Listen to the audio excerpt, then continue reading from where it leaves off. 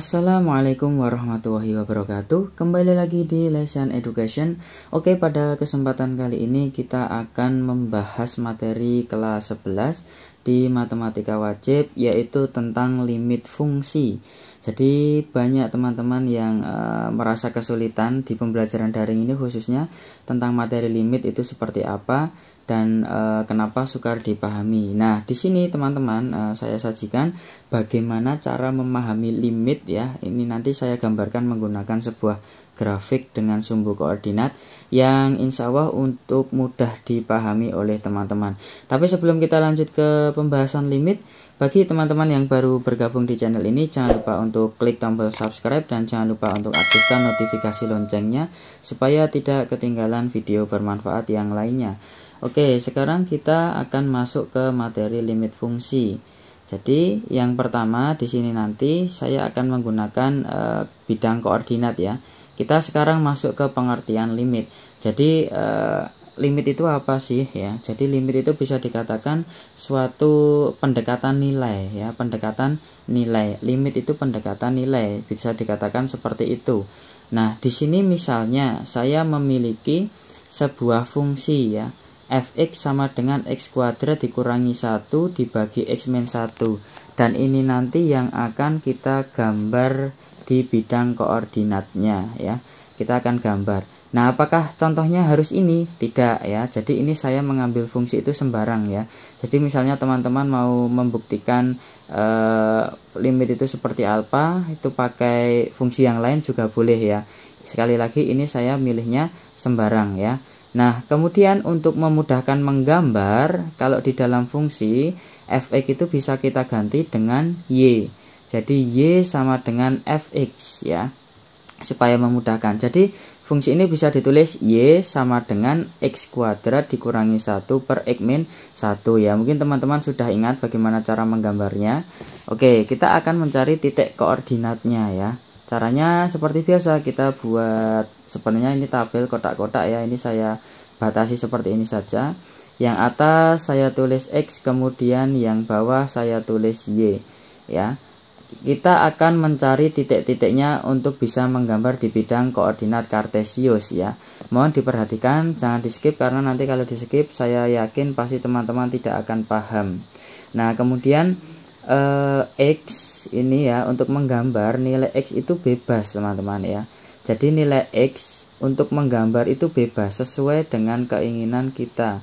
Sehingga kalau kita memilih X-nya negatif atau 0 atau positif itu boleh ya. Misalnya untuk mempermudah perhitungan saya memilih X-nya 0, kemudian 1, kemudian 2. Ya, nah, teman-teman bisa memilih misalkan di sini ditambahi 3, 4 dan seterusnya boleh. Apakah harus dimulai dari 0? Tidak juga. Bisa negatif 2, negatif 1 itu juga boleh. Ya, ini hanya mempermudah. Jadi 0, 1, 2 ini bebas ya, bebas saya yang memilih. Teman-teman juga bebas memilih kalau mau menggambar.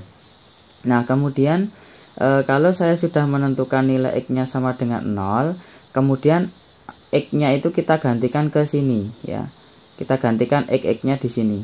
Sehingga untuk F0 artinya itu X-nya kita ganti dengan 0. 0 kuadrat dikurangi 1 dibagi 0 dikurangi 1 ya. 0 kuadrat itu 0 ya. 0 kali 0 ya. 0 dikurangi 1 dibagi 0 dikurangi 1. Sehingga kita akan mendapatkan negatif 1 dibagi negatif 1. Itu hasilnya adalah 1 ya. Sehingga ketika X-nya 0 kita akan mendapatkan Y-nya adalah 1 seperti itu. Nah, kemudian kita mencari F1-nya sekarang. Jadi X-nya kita ganti dengan 1, X yang ada di fungsi ini ya, kita ganti dengan 1. Sehingga kita dapatkan 1 kuadrat dikurangi 1 dibagi 1 dikurangi 1 ya. 1 kuadrat itu 1. Sehingga kita dapatkan 1 dikurangi 1 dibagi 1 dikurangi 1 ya. Sehingga kita mendapatkan 0 dibagi 0. 0 dibagi 0 itu berapa? Ya, 0 dibagi 0 itu bukan 0 ya, tapi tidak terdefinisi. Jadi kalau mendapatkan hasil 0 dibagi 0 itu tidak ada nilainya, tidak terdefinisi.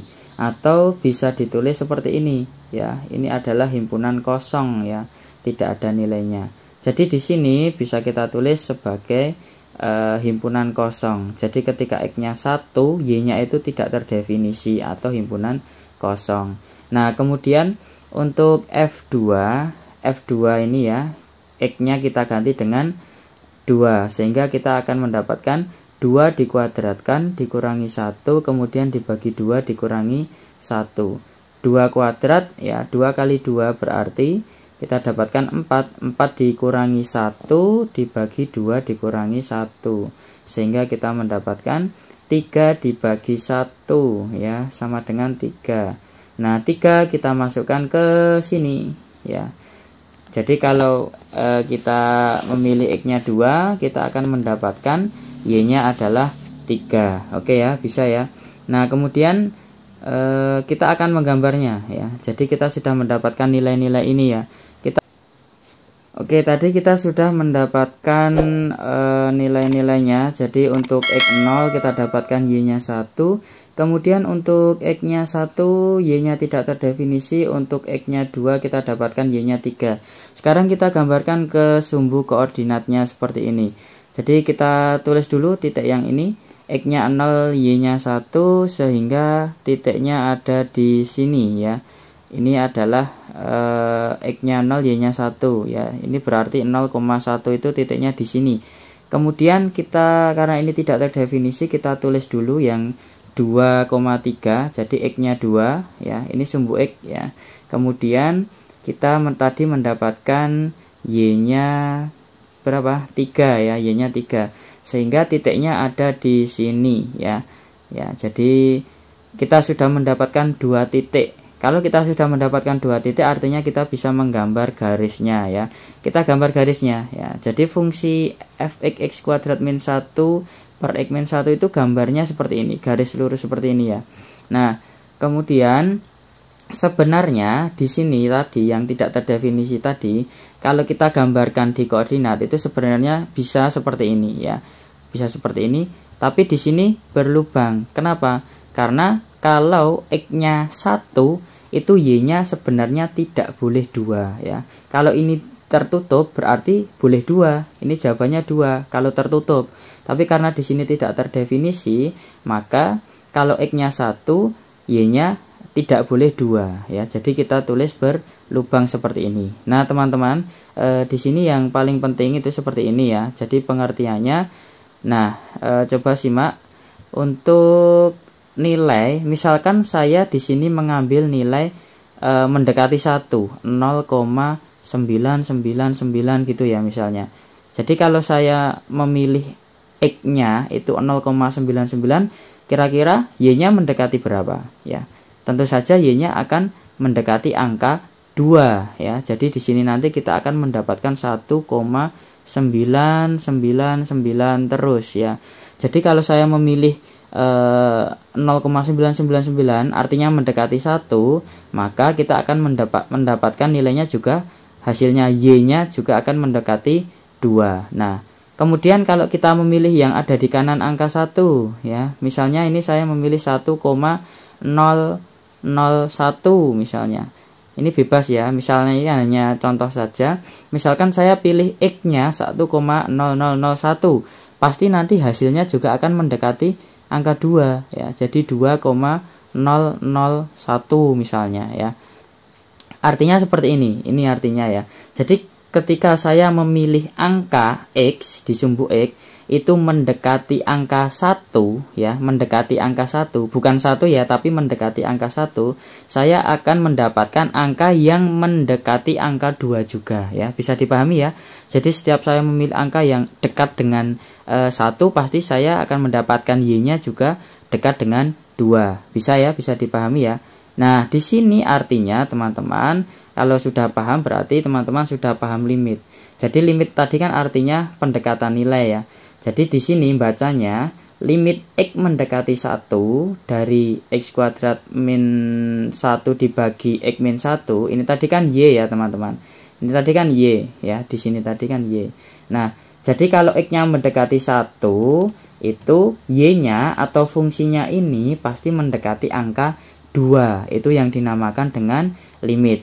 Jadi setiap saya memilih nilai X yang mendekati 1, pasti nilai Y-nya atau fungsinya itu pasti mendekati angka 2. Seperti itu teman-teman gambarannya ya. Nah, kemudian kalau kita tulis secara hitung-hitungan, itu memang kalau X-nya kita masukkan ke sini, itu kan tadi kita mendapatkan hasil tidak terdefinisi ya. Kalau X-nya kita kalau X sama dengan 1 kita masukkan ke sini, tapi sebenarnya ini bisa dihitung ya. Bentuk seperti ini kan atasnya bisa difaktorkan ya. X plus 1, X min 1 ya. Sehingga kita bisa mencoretnya. X min 1, X min 1 kita buang ya. Sehingga kita hanya akan mendapatkan limit X mendekati 1 dari X plus 1 ya. Sehingga kita dapatkan 1 ditambah 1. Tinggal dimasukkan saja. Satunya menggantikan X ya. 1 ditambah 1 sama dengan 2 ya. Seperti itu. Mudah ya. Ini saya kasih contoh yang agak rumit untuk yang pertama, tidak apa-apa, nanti kita kerjakan soal yang mudah.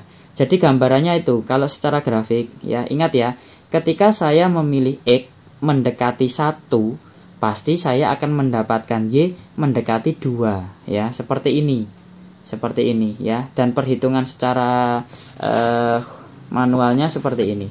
Oke ya, bisa dipahami. Itulah definisi limit. Mungkin teman-teman yang baru paham 50%, 60% tidak apa-apa. Intinya gambarannya sudah paham ya. Nah, di sini akan saya jelaskan dengan contoh-contohnya ya.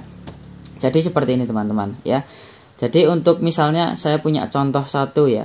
Limit X mendekati 2 dari 3X plus 6 ya. 3X plus 6 ini kan fungsi ya. Fx atau Y ya. Ini Fx atau Y.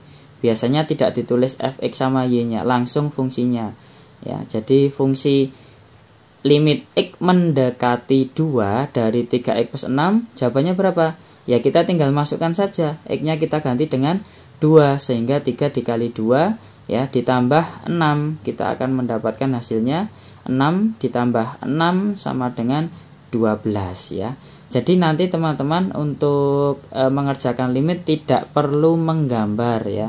Tidak usah menggambar. Jadi gambar tadi itu hanya saya jelaskan bagaimana cara memahami limit. Limit itu apa? Seperti itu ya. Kemudian untuk nomor 2, limit X mendekati 0 dari X kuadrat dikurangi 2X ditambah 1 dibagi X ditambah 2, itu kita mendapatkan berapa?